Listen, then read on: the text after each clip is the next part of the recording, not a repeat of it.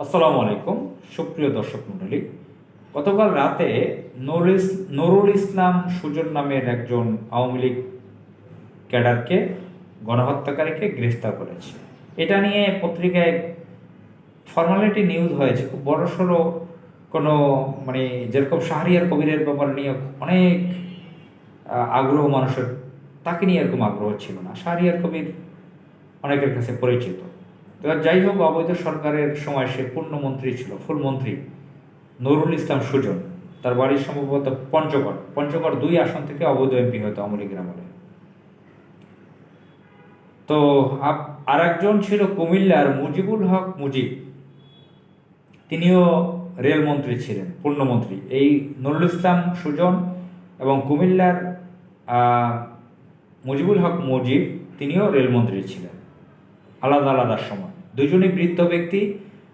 এখন পর উইকিপিডিয়ার বিভিন্ন তথ্য মাধ্যমে মুজিবুল হক মুজিবের বয়স 77 দেখাচ্ছে, বাস্তবে 80ও হতে পারে। আর তার বয়স 68 বা 69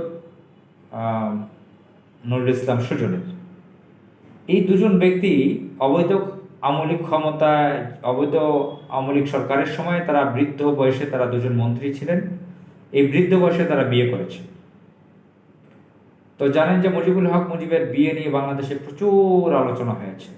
মুজিবুল হক মুজিব সম্পর্কে আপনারা জানেন যে শুদ্ধ বাংলা ভাষায় কথা বলতে পারে না, রেল পর্যন্ত শুদ্ধ ভাষায় বলতে পারে না, রেল বলে। তো যাই হোক, এই মুজিবুল হক মুজিব, সে চিরকুমার সংগঠনের নেতা ছিলেন। সে বিয়ে করে নেয় আজীবন। হয়তোবা প্রচুর মটটত খেত, তার গাল টাল ঠোঁট দেখলে এরকম মনে হয়। চিরকুমার সংগঠনের নেতা ছিলেন কুমিল্লা জেলার। তিনি বৃদ্ধ বয়সে অবৈধ আওয়ামী লীগ সরকারের মন্ত্রী হলেন, পূর্ণমন্ত্রী। মন্ত্রী হয়ে তিনি তার থেকে 38 বছরের জুনিয়র একজন সুন্দরী নারীকে, যে অ্যাডভোকেট, তাকে বিয়ে করেন। বিশাল আয়োজন করে, টাকা পয়সা খরচ করে অনুষ্ঠান করেন।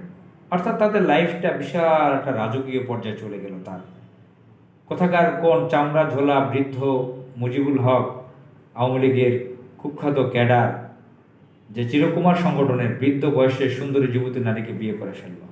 বিয়ে করা ভালো, আমি এই ধরনের বিয়ে করা ব্যক্তিদেরকে কংগ্রাচুলেশন জানাই। কিন্তু রাষ্ট্রের তারা কত টাকা খরচ করেছিল এবং কিভাবে রেলকে তারা ধ্বংস করেছিল।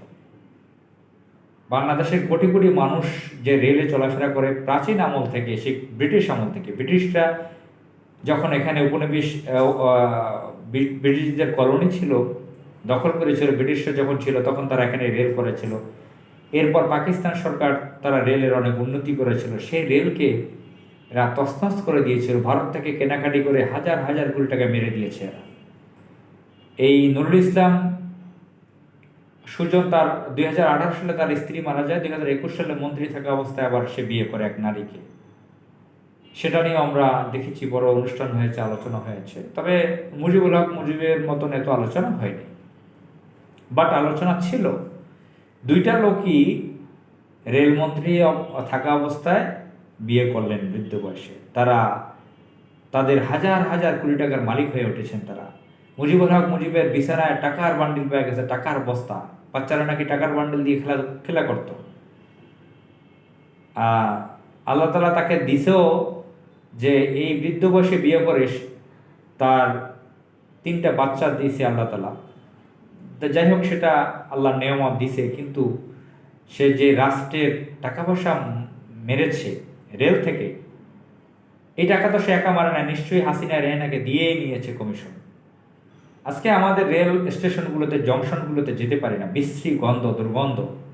রেলগুলোর দিকে তাকানো যায় না। যদি ফরেনরা, বিদেশিরা কখনো এসে আমাদের রেল দেখে, বমি করবে অনেকে। রেল লাইনগুলোর কি অবস্থা, রেল কতগুলো নষ্ট হয়ে আছে, ঠিকমতো রেল চলে না, রেলে লোকসান। এই রেল থেকে এরা, এই ভারত থেকে কেনাকাটি করতো রেলের।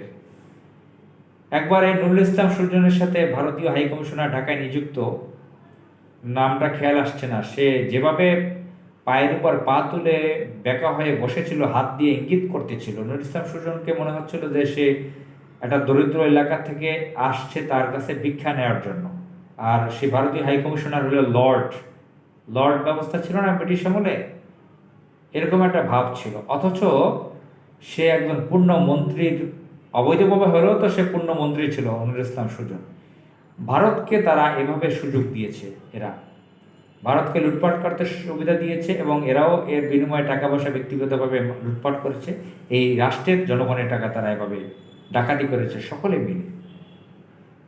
আজকে এই নুরুল ইসলাম সুজন গ্রেপ্তার হয়েছে গতকাল রাতে, তার বিচার করতে হবে, খুঁজে বের করতে হবে এই রেলে কেন লোকসান হচ্ছে, কোথায় কোথায় রেল থেকে কেনাকাটি করেছে, কে কত কমিশন খেয়েছে। এই মুজিবকে ধরা হোক, খুঁজে বের করা হোক, সার্চ করা হোক, কে কত টাকা কিভাবে এখান থেকে মেরেছে আর ভারত থেকে কিভাবে কি কি কিনেছে, এগুলো জিজ্ঞাসাবাদ করা হোক। আসসালামু আলাইকুম।